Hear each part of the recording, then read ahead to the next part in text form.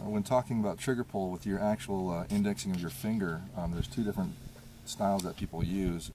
A lot of times they'll try to do this in a CQB environment, but it's almost impossible because it's hard to make the muscle memory. But some shooters will try to relax their finger and actually have the knuckle bend at this point in the inward direction, and that generally can create a straight rearward trigger pull.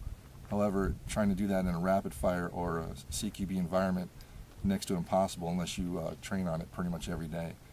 So if you can't do that, obviously the next option is to have a traditional arcing motion with your finger, and as long as that trigger is indexed in the right spot, it will be consistent.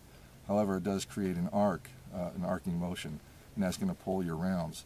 So if you had the ability to move this pistol grip forward or backward to adjust for your particular hand size, you can minimize that arcing motion. And again, we're talking about the breaking of the trigger as far as when it breaks, and you have a complete rearward trigger pull at that point.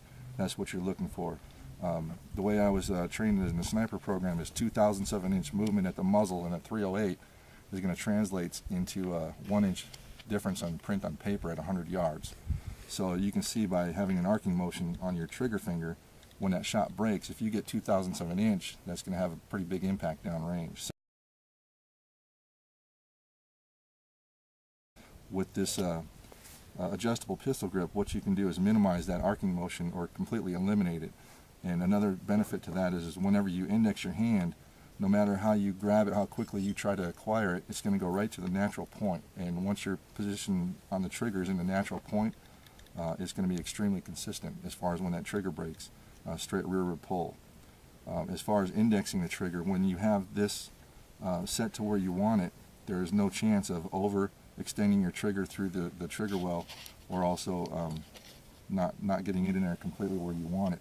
And it's going to naturally put right in the center of your pad on your trigger finger.